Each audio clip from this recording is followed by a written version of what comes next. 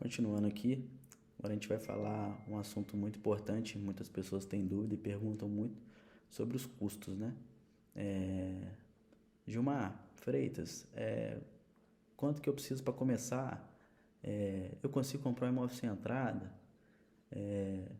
Eu quero comprar um imóvel de 100 mil, quanto que eu preciso? Eu quero comprar um imóvel de 200 mil, quanto que eu preciso? Então, depende. Depende do valor do imóvel, depende de uma série de coisas, depende da sua condição, né? Se você pretende ali, eu tô com pouco dinheiro, quero financiar. Então, o financiamento ele engloba algumas coisas, né? Ele engloba ali, você tem que ter pelo menos ali uma renda que comporte ali uma prestação que vá até 30% do seu salário, né? Da sua renda, né? Então, se você vai pagar R$ 1.500 de prestação, você tem que ganhar ali pelo menos R$ 4.500, porque são R$ 1.500, são 30% ali do que você ganha, né? E se passar disso, e aí depende também de quantos familiares que você tem ali, né? A sua renda familiar, se tem pessoas ali que agregam na sua renda ou se tem pessoas que usufruem da sua renda. Então isso também, na hora ali da análise do crédito, isso tem diferença, né? CPF, pontuação, enfim. Mas qual custo que a gente precisa atentar aqui? São as custas, a gente costuma dizer que são as custas necessárias, né?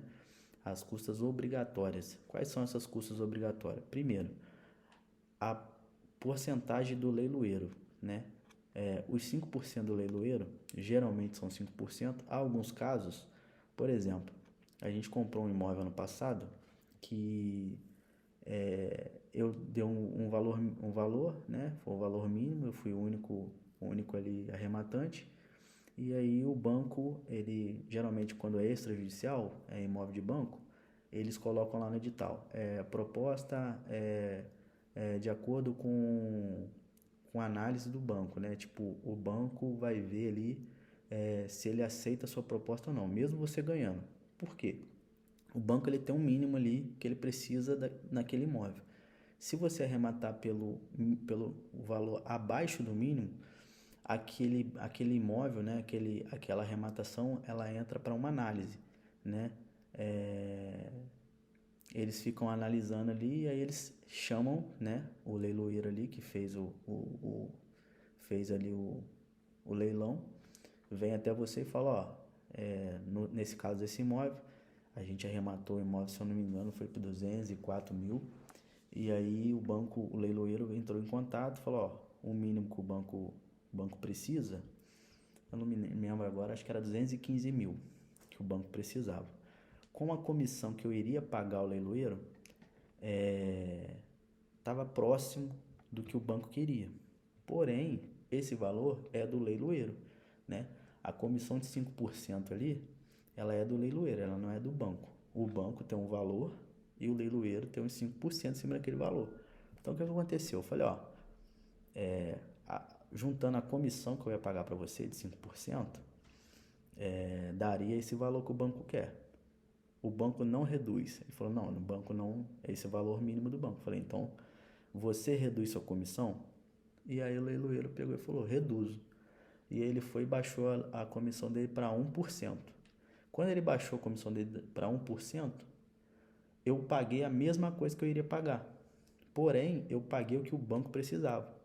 Então, conseguiu, deu certo ali, o leiloeiro aceitou ali a comissão ali de 1%, ele não ia vender, eu paguei a mesma coisa, se eu não me engano ele deu cento e poucos reais de diferença, arrematei o imóvel e o banco conseguiu o mínimo dele, tudo certo.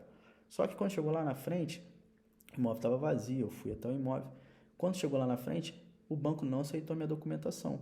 Falou que eu não tinha condição de financiar aquele imóvel naquele momento. Um mês depois eu consegui financiar um imóvel no mesmo banco até mais alto. Então essas coisas são muito de momento. Então tem, como eu falei, tem avaliação deles, né? Eles têm os critérios deles ali e acontece. Enfim, então essa comissão você precisa estar a par. Você precisa ter esse valor em mãos. O leiloeiro, ele não parcela a comissão. Essa comissão é o primeiro pagamento que é feito. Primeiro pagamento que é feito quando você arremata o imóvel é a comissão do leiloeiro. Ela tem que ser feita dependendo em no máximo até 24 horas. Não pode passar. Isso até consta em edital. No caso desse imóvel, como teve que desfazer, porque eles falaram, ó, falei, e aí, qual a outra forma? Ah, não, só à vista. Falei, não, eu não tenho interesse não. Eu até fiquei por umas 2 semanas aguardando eles e eu até ofereci esse imóvel para algumas pessoas por um preço muito vil, muito baixo e não consegui vender, devolvi o imóvel. E aí foi super de boa, fiz ali o distrato, recebi a comissão de volta do leiloeiro, tudo, como eu falei aqui, tudo as mais claras. E aí, o que acontece? Essa comissão, ela não tem como você não pagar. Existem casos de negociação, foi o que eu falei, era bom para ambas as partes, né? Mas foi paga, tanto que foi a única coisa que eu paguei e eles depois, quando teve o distrato, me devolveram, normal. Então, você precisa calcular esses 5%. Gilmar, tô vendo um imóvel aqui de 100 mil. Ah, saiu por 110. Arrematei. 5%. Esse 5% você tem que ter no ato. 5% no caso de 110 mil. Você tem que ter. R$ 5.500. Tem que ter. Qual outro custo que eu vou ter? Você vai lá, vai, né, fazer o pagamento. Ah, eu fiz, o edital aceitava financiamento. Pode parcelar, eu vou financiar. Parcelar é outra modalidade, no caso, financiamento. Vou financiar em até 420 meses ali. Beleza. 20% de entrada, né? Tem bancos até com 10% ali, mas geralmente é 20% de entrada. Então, você já faz essa conta. Comissão do leiloeiro, no caso esse imóvel de 110 mil, comissão do leiloeiro, 5% geralmente, mas vou financiar o imóvel, 20%, no mínimo, 20%. Pode ser que consiga com menos, mas geralmente é 20%.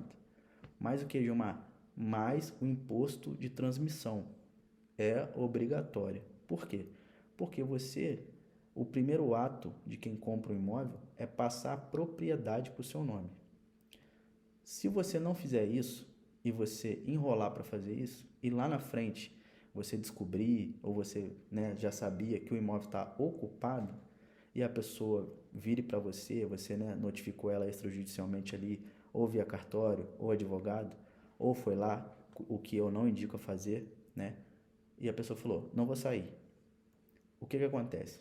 Ela tem um prazo ali de sair, não vou sair. Você tem que executar essa pessoa, você tem que ir lá, né, e mover uma ação para a pessoa sair, que é uma ação super simples de fazer. Porém, ela pode ser demorada, né, dependendo da vara ali, se for vara única, dependendo da data, né, às vezes o fórum ali, a comarca tá em recesso, enfim. E aí você não tem essa propriedade.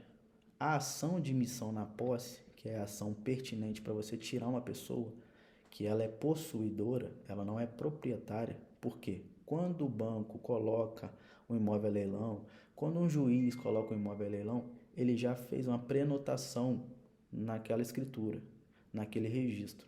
Ela já foi lá no cartório e deu baixa no nome daquela pessoa. Ela já retomou o bem para si. Isso, no caso, é obrigatório ser feito por quem está vendendo. Se não tiver feito, se você comprou um imóvel, e isso é uma das coisas que a gente ensina a olhar no edital. Se você não observou isso, passou despercebido e chegou lá na hora, você comprou o imóvel, você foi fazer a propriedade e ainda estava no nome da pessoa, isso vai te dar um problema. Muitos casos que a gente ouve que a pessoa comprou um imóvel há 5, 10 anos e não conseguiu tirar a pessoa, não conseguiu passar por nome. Simplesmente porque a propriedade, o banco ou o órgão nem nem passou por nome, que isso é uma obrigatoriedade dele. Porém, antigamente, eles não faziam isso porque isso tem custas, né? Cartorário, tem que pagar o ITBIM de transmissão ali, tem que fazer o registro lá, prenotando e passar, né? Quando você tira o RGI, você vê lá o último nome. O banco vai colocar ali, retomando bem. Então, a propriedade é do banco, a propriedade está em nome do juízo ali, né? Então, ele pode arrematar, ele pode leiloar aquele bem. Aí você arrematando, você passa a propriedade para o seu nome. A propriedade está no seu nome? Você passou, pagou ITBIM, registrou se for contrato, financiou, é contrato. você vai registrar esse contrato. Sai um símbolozinho, né? Um registro ali, aquilo ali tem fé pública, é a mesma coisa de uma escritura pública. Quando você paga um imóvel, ele está quitado, ele sai escriturado. Quando você financiou ou parcelou, ele vai num registro no contrato. Aquele registro, o imóvel é seu, né? Ele tá alienado a um órgão, né? Se for no caso parcelamento judicial, ele está alienado ao juízo competente, porém ele é seu. Se você não pagar, aquele bem está como garantia. Ele vai retomar do mesmo jeito que que fizeram quando você comprou, vai fazer com você. Então, são coisas que você tem que obrigatoriamente ter. Você precisa ter as custas da comissão do leiloeiro, se você for financiar o imóvel ou parcelar o imóvel, porque na modalidade judicial, prevista lá no artigo lá do Código Civil, você tem que dar 30% de entrada e você pode parcelar 25% de entrada, perdão, e você pode parcelar em até 30 vezes de acordo com o cálculo do INPC, se eu não me engano, que é o do tribunal vigente ali do estado ali onde tá o imóvel, né? Então ali não tem juros, basicamente ali é para não ter inflação, sofrer inflação sobre o imóvel. E aí você tem que dar 25% de entrada, parcelado em 30 vezes sem juros. Então, esse valor você precisa ter. Comissão do leiloeiro, valor de entrada, caso você vá comprar um imóvel financiado ou parcelado, imposto, registro. E se tiver débito e você tiver ciência, né, tá lá no edital, esse imóvel tem débito, aí vai estar lá as previsões que se você pode parcelar esse débito ou não, também tem que estar lá. Se tá lá, você tem que cumprir e você é de imediato, então você já precisa ter ele, ou então você já tenha ciência que você vai ter que pagar aquilo ali para sair a documentação, que a documentação ficar ok. Então, isso são custas obrigatórias. Você não pode deixar de ter, né, de fazer ali, senão você vai ter um empecilho, você vai sofrer multa. As multas são altas, né? Você atrasar um parcelamento ali, principalmente o judicial, é muito alto, né? Até porque não tem juros. Então você tem todas as partes ali, tem um réu, tem um credor que vai receber, geralmente o condomínio, né? A fazenda ali, então isso gera um prejuízo para ambas as partes, então a multa é pesada. Então esses são os custos que você obrigatoriamente vai ter, além dos que podem esperar, né? Se for o caso ali, você gastou mais do que você imaginava, né? A reforma do imóvel, isso sempre vai ter, né? Você vai ter que gastar um dinheiro ali com pintura, trocar um piso, né? Fazer alguma melhoria ali, se você tem interesse de vender um imóvel, alugar ou mesmo morar, ainda mais se for para morar. Mas se for para morar, você consegue esperar um tempo ali, né? Até você regularizar isso, porque isso é obrigatório, isso é uma coisa que você não pode abrir mão, tá ok? Então vamos para a próxima.